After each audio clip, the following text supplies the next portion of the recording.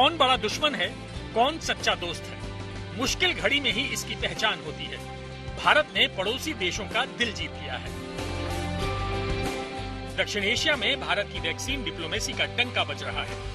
पड़ोसी देशों को भारत की वैक्सीन की खेप मिलनी शुरू हो गई है।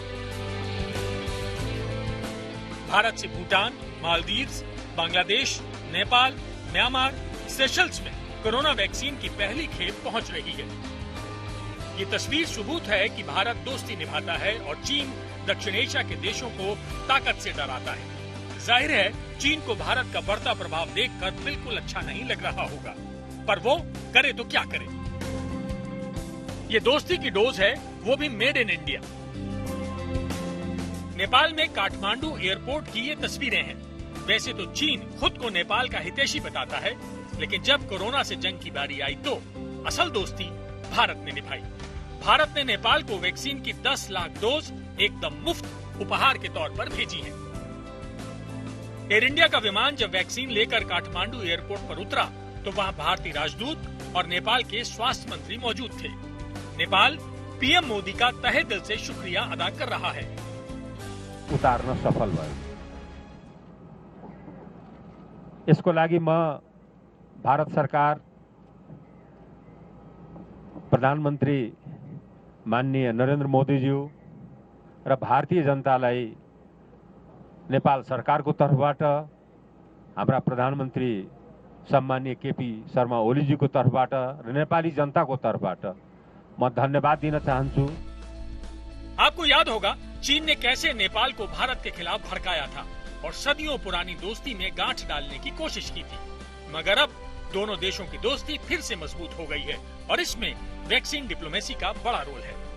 नेपाल ही नहीं, कई ऐसे पड़ोसी देशों की मदद भारत कर रहा है, जिसमें बांग्लादेश भी शामिल हुआ है। बांग्लादेश पहले चीन की तरफ बढ़ा था और 1,10,000 वैक्सीन के ऑर्डर दिए थे चीन को, लेकिन महंगाई की वजह से उन ऑर्डर्स को रद्द करना पड़ा। भारत वैक्सीन मैत्री और नेबरहुड फर्स्ट पॉलिसी के तहत अपने पड़ोसी मुल्कों को ये वैक्सीन मुफ्त में भेज रहा है, जिसमें बांग्लादेश और नेपाल भी शामिल है। माननीय प्रधानमंत्री शेख हासिना এবং ভারতের প্রধানমন্ত্রী শ্রীমতী নরেন্দ্র মোদীর এই যে একটা they have achieved such a goodwill strong relationship, তারই একটি পরিচয় বহন করে। भारत ने नेपाल को 10 लाख, बांग्लादेश को 20 लाख, भूटान को 1.5 लाख डोज, मालदीव को 1 लाख, म्यांमार को 15 लाख, सेशल्स को 50,000, मॉरिशस को 1 लाख वैक्सीन की डोज बिल्कुल मुफ्त में दी है।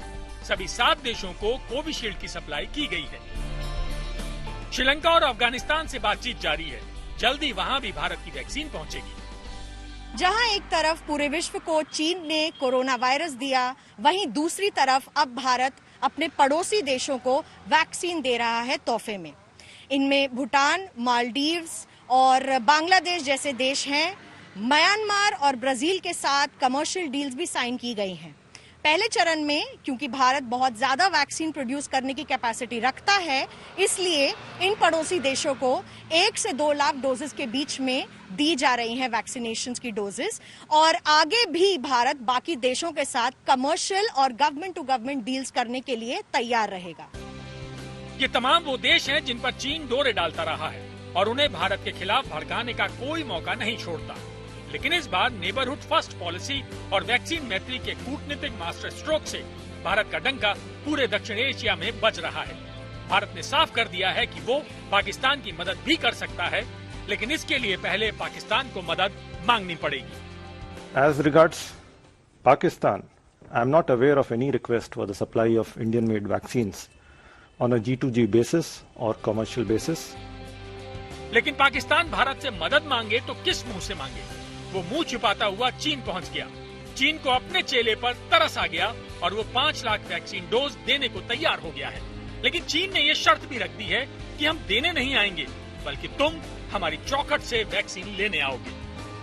उन्होंने कहा है कि आप अपना जहाज भेजिए और हम इस दवाई को आप फिल फॉर एयरलिफ्ट कर लीजिए। तो ये एक खुशाइंद खबर है, खुशाइंद पेशरफ्त है।